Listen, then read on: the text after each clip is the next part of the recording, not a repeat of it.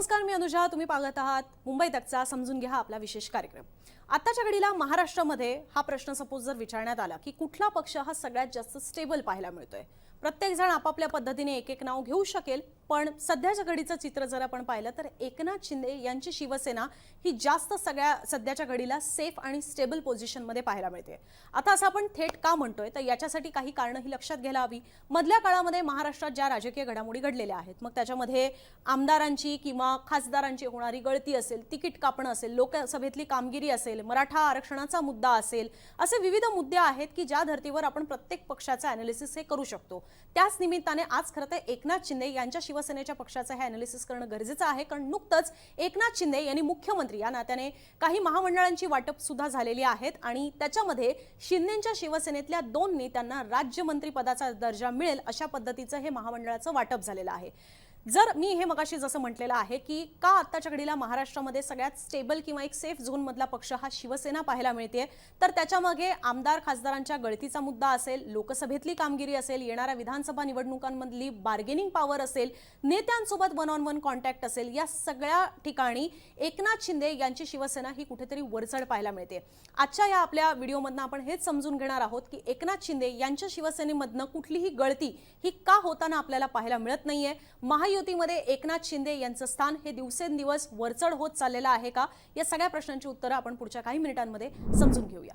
आता महायुतीमध्ये एकनाथ शिंदे यांच्या शिवसेनेचं स्थान हे दिवसेंदिवस बळकट का होत चाललेलं आहे याचं एक पहिलं कारण आपण घेऊया. म्हणजे अनेक आपल्याला कारणं याच्यातली पाहिजे आहेत, पण त्यातलं एक पहिलं कारण येतं ते म्हणजे नुकतंच जसं झालेलं आहे की शिंदेच्या शिवसेनेतल्या काही नेत्यांना महामंडळ देण्यात आलेली आहेत, ज्याच्यामुळे त्यांना राज्यमंत्री पदाचा दर्जा मिळालेला आहे. याच्यातनं 2 गोष्टी आहेत. एक, स्वतःच्या पक्षातल्या नेत्यांना ऍडजस्ट करणं, अकोमोडेट करणं, आणि दुसरं आहे ते म्हणजे आपल्या पक्षातनं गळती थांबवणं. त्यातला सगळ्यात पहिला मुद्दा तो म्हणजे की कशा पद्धतीने शिंदे आपल्या नेत्यांना वेगवेगळ्या पदांवर ऍडजस्ट करून घेत आहेत. एकनाथ शिंदे यांनी 2022ला ज्या वेळेला बंड केलं त्यावेळेला त्यांच्यासोबत 40 आमदार आलेले होते आणि टप्प्याटप्प्याने काही खासदार सुद्धा याला सुरुवात झालेली होती. आता त्याच्यापैकी काही जणांचं लोकसभा निवडणुकांमध्ये तिकीट कापण्यात आलं, काही जण हे मंत्रिमंडळ विस्तारामुळे वेटिंग लिस्टवर होते, मंत्रिपदाच्या इच्छेत होते ते, पण राष्ट्रवादी काँग्रेसशी सोबत आल्यामुळे त्यांना मंत्रिपदच मिळाली नाही. या सगळ्या नेत्यांचं कुठल्या ना कुठल्या स्वरूपात ऍडजस्टमेंट करण्यात आलेली आहे. 8 असे शिंदेच्या शिवसेनेतले नेते आहेत ज्यांना वेगवेगळ्या पदांवर ऍडजस्ट करण्यात आलेलं आहे. ती यादी जर आपण पाहिली तर त्याच्यामध्ये सगळ्यात पहिलं नाव लागतं ते म्हणजे आत्ताच जे महामंडळांचं वाटप झालेलं आहे. पहिलं नाव आनंदराव अडसूळ, की जे लोकसभा निवडणूक अमरावतीमधनं लढण्यासाठी इच्छुक होते. 2019ला जरी त्यांचा पराभव झालेला असला तरी त्याआधी ते तिकडनं खासदार राहिलेले आहेत अनेक टर्म. त्याच्यामुळे सिनियर नेते आहेत. ती जागा सुद्धा शिवसेनेकडे होती युतीच्या जागा वाटपामध्ये. मात्र आनंदराव अडसूळ हे जरी शिंदेसोबत शिवसेनेमध्ये आलेले असले तरी सुद्धा सिटिंग सीट नसल्यामुळे भाजपने त्या जागेवर आपला दावा केला आणि नवनीत राणा यांना आपल्या पक्षामध्ये प्रवेश देऊन ती सीट लढवली. परिणामी ती सीट पडली. नवनीत राणा जिंकू शकल्या नाहीत आणि त्याच्यामध्ये काँग्रेसचा विजय झाला. आता त्या आनंदराव अडसूळ यांना सुद्धा एक प्रकारे शिंदेंनी खुश करण्याचा प्रयत्न केलेला आहे अनुसूचित जाती जमातीच्या आयोगाचं अध्यक्षपद देऊन. पण तरी सुद्धा अडसूळ याच्यावर खुश असतील का हे प्रश्न आहेच. कारण की अडसूळ यांच्या दाव्यानुसार अमित शहांनी त्यांना तर एका राज्याचं राज्यपाल पद देण्याचं आश्वासन दिलेलं होतं, पण तरी सुद्धा त्यांना आत्ताच्या घडीला कुठल्या ना कुठल्या स्वरूपाचं पद जे आहे ते एकनाथ शिंदे यांच्याकडनं देण्यात आलेलं आहे. दुसरं असंच नाव लागतं ते म्हणजे हेमंत पाटील, की ज्यांची हिंगोलीमधनं लोकसभाच्या वेळेला उमेदवारी जी आहे ती सुद्धा जाहीर झालेली होती, मात्र ती मागे घेण्यात आली. ते उमेदवारी जी आहे ती रद्द करावी लागली हेमंत पाटील यांची आणि त्याच्याऐवजी बाबूराव कोहळीकर यांना उमेदवारी देण्यात आली. तीही सीट पडली.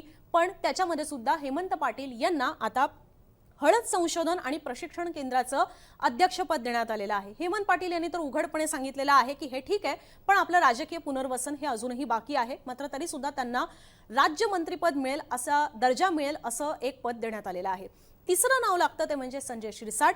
एकनाथ शिंदे यांच्या शिवसेनेची बाजू लावून धरणारे कुठलेही आरोप हे एकनाथ शिंदे किंवा शिवसेनेवर झाले तर त्याच्यामध्ये ढाल बनणारे म्हणजे आहेत संजय शिरसाट, ज्यांना सुद्धा सिडकोचं अध्यक्षपद देण्यात आलेलं आहे आणि ते सुद्धा मंत्रिपदाच्या रांगेत होते. मंत्रिपद त्यांना मिळेल किंवा तशी त्यांची इच्छा होती. मात्र मंत्रिमंडळ विस्तार हा करता आला नसला तरी सुद्धा त्या संजय शिरसाट यांना हे पद देण्यात आलेलं आहे. आता त्याच्यात चौथा नंबर लागतो तो म्हणजे भावना गवळी, की ज्या आणि कृपाल तुमाने या दोघांचीही तिकीट जी आहेत ती लोकसभा निवडणुकांमध्ये कापण्यात आलेली होती. कृपाल तुमानेंना रामटेक आणि भावना गवळी या यवतमाळ वाशिम सिटिंग खासदार होते, पण त्या दोघांचंही तिकीट कापण्यात आलं. त्याही जागा खरं तर पडल्या. पण तरी सुद्धा म्हणजे त्या जागा महायुतीमध्ये इतर लोकांनी लढवल्या. यवतमाळ वाशिममधनं भावना गवळींना संधी मिळाली नाही आणि कृपाल तुमानेंना रामटेकमधनं मिळाली नाही. त्या सीट्स जरी पडल्या असल्या तरी सुद्धा भावना गवळी आणि कृपाल तुमाने यांना मात्र आता ऍडजस्ट करण्यात आलेलं आहे. दोघांनाही विधान परिषदेची आमदारकी जी आहे ती देण्यात आलेली आहे. तसंच आणखीन एक नाव लागतं ते म्हणजे सदा सरवणकर. मुंबईतनं तसं फारसं मोठं रिप्रेझेंटेशन हे आपल्याला मंत्रिमंडळामध्ये पाहायला मिळत नाही. खास करून शिवसेनेचा जर विचार करायचा झाला तर इकडनं सुद्धा जर आपण पाहिलं तर सदा सरवणकर हे दादर माहीमचे आमदार आहेत. त्यांना सुद्धा सिद्धिविनायक न्यासचं अध्यक्ष जे आहे ते करण्यात आलेलं आहे. सिद्धेश कदम आणखीन एक नाव आहे की ज्यांना लोकसभा निवडणूक लढवण्याची इच्छा होती. तसे दावे सुद्धा करण्यात आलेले होते. रामदास कदम हे त्यासाठी इच्छुक होते. उत्तर पश्चिम लोकसभा या मतदारसंघातनं मुंबईतल्या गजानन कीर्तिकर हे लढणार नाही ही गोष्ट स्पष्ट झाल्यानंतर तर रामदास कदम यांनी आणखीनच हा मुद्दा लावून धरला. रामदास कदम यांना सुद्धा अर्थात विधान परिषद ही परत मिळाली नाहीच, पण सिद्धेश कदम यांना तरी मिळावी किमान लोकसभेची उमेदवारी अशी त्यांची इच्छा होती.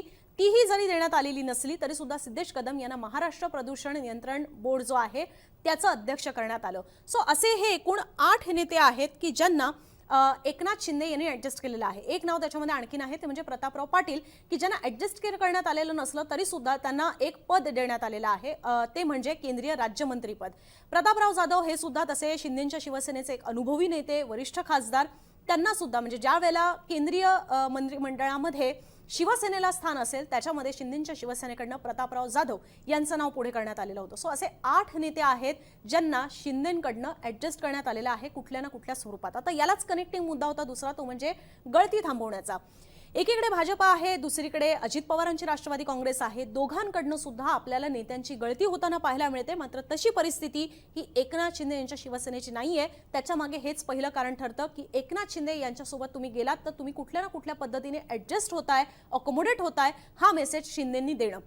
2022ला ज्या वेळेला बंड झालं त्याच्या वेळेला 40 आमदार सोबत आले, काही खासदार सुद्धा सोबत आले. सगळ्यांनाच मंत्रिमंडळात घेणं शक्य नसतं. मात्र ज्यांना ज्यांना त्यांच्या सन्मानकारक अशी जागा देण्यात आली नाही, मग ती मंत्रिमंडळात असेल, लोकसभेच्या उमेदवारींमध्ये असेल, त्यांना आता आपण 8 नावं सांगितली त्या पद्धतीने वेगवेगळ्या गोष्टींमध्ये ऍडजस्ट करण्यात आलं. हा मेसेज एक एकनाथ शिंदेंनी आपल्या सोबत आलेल्या नेत्यांना दिला की ज्याच्यामुळे त्यांना परत मागे जाण्याची वेळ ही आली नाही. अर्थात उद्धव ठाकरेंकडे त्यांचे परतीचे दोर आहेत का तर ते जवळपास नसल्यातच समजलं जात आहे.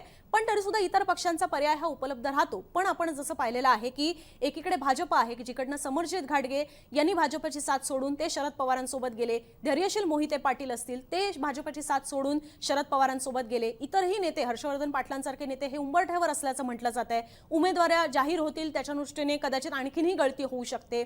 तसं मात्र शिंदेसोबत होत नाहीये जे भाजपसोबत होते. सेम विथ अजित पवार यांची राष्ट्रवादी काँग्रेस. उमेदवार मिळत नाहीयेत किंवा इतर गोष्टींसाठी सुद्धा अजित पवार यांची साथ सोडून हे काही नेते जे आहेत ते शरद पवारांकडे परततायत. नेते काही परतत नसले तरी त्यांच्या कुटुंबातले इतर सदस्य जसं आत्राम यांच्या बाबतीत होत आहे, झिरवळ यांच्या बाबतीत होण्याची शक्यता आहे की त्यांची मुलं जी आहेत ती शरद पवारांकडे परततायत. ही परिस्थिती आपल्याला राष्ट्रवादी काँग्रेसमध्ये सुद्धा पाहायला मिळते. सो भाजप आणि राष्ट्रवादी काँग्रेसमध्ये जी नेत्यांची गळती होतीये ती परिस्थिती एकनाथ शिंदे यांच्या शिवसेनेबाबत होताना पाहायला मिळत नाहीये. हा सुद्धा एक महत्त्वाचा मुद्दा ठरतो की का महायुतीमध्ये एकनाथ शिंदे यांच्या शिवसेनेचं स्थान हे इतर 2 पक्षांच्या तुलनेत तसं भक्कम आहे. याच्यामध्ये आणखीन एक मुद्दा येतो तो म्हणजे परफॉर्मन्सचा. लोकसभा निवडणुकांमध्ये आपण पाहिलेलं होतं की सगळ्यात जास्त जागांवर दावा हा भाजपने मागितला. मोठ्या भावाच्या भूमिकेत राहून भाजप जी आतापर्यंत शिवसेना भाजपच्या युतीमध्ये 2014 आणि 19ला जरी आपण पाहिलं तर भाजपने जास्त जागा लढवलेल्या होत्या. 2019ला त्यांनी 25 लढवल्या आणि या 24 मध्ये सुद्धा मोठ्या भावाच्या भूमिकेत राहून त्यांनी तर 28 जागा लढवल्या. मात्र 28 वरनं भाजप आली 9 जागांवर आणि तेच एकनाथ शिंदेच्या बाबतीत बोलायचं झालं तर त्यांनी 23 जागा जी शिवसेना ओरिजिनली युतीमध्ये लढत होती 19ला लढलेली होती तेवढ्या 23 जागा जरी त्यांना मिळाल्या नाही, त्यांना 15 जागा मिळाल्या.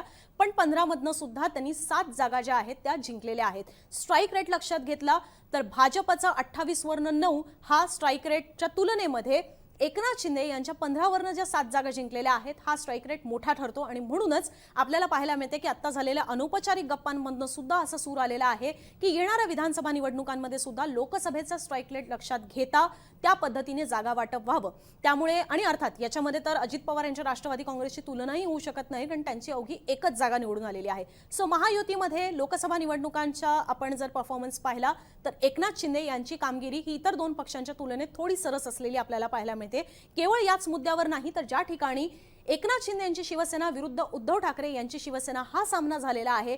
त्याही ठिकाणी एकनाथ शिंदे हे सरस असलेले आपल्याला पाहायला मिळालेले आहेत। बऱ्याचदा एकनाथ शिंदेंकडून हा दावा करण्यात येतो की ज्या ठिकाणी शिवसेना विरुद्ध शिवसेना उद्धव बाळासाहेब ठाकरे ह्या लढाया झालेल्या आहेत त्या ठिकाणी सुद्धा आम्हाला मतं ही जास्त पडलेली आहेत, आम्ही जास्त जागांवर निवडून आलेलो आहोत आणि हे सुद्धा एक कारण त्यांच्याकडून पुढे केलं जात आहे जागा वाटपांच्या चर्चांमध्ये की आमची शिवसेना जी आहे ती परफॉर्मन्स मध्ये सुद्धा सरस ठरलेली पाहायला मिळते। मध्ये जे सर्वे झालेले होते, लोकपोलचा सर्वे असेल त्याच्यामध्ये सुद्धा सांगण्यात आलेला आहे की एकनाथ शिंदे यांच्या विरुद्ध उद्धव ठाकरे यांना तशी निर्णायक आघाडी ही घेताना ते पाहायला मिळत नाहीयेत। हीच गोष्ट राष्ट्रवादीच्या बाबतीत बोलायची झाली तर अजित पवार विरुद्ध शरद पवार यांच्यामध्ये शरद पवार हे कुठेतरी उजवे ठरलेले लोकसभा आणि विधानसभेच्या निवडणुकांच्या तोंडावर झालेल्या सर्वेजमध्ये पाहायला मिळतंय। हे जो लोकपोलचा सर्वे झाला त्याच्यामध्ये हेही सांगण्यात आलं की अजूनही अनेकांच्या मनामध्ये खरी राष्ट्रवादी काँग्रेस ही शरद पवारांची आहे असं मानलं जात आहे।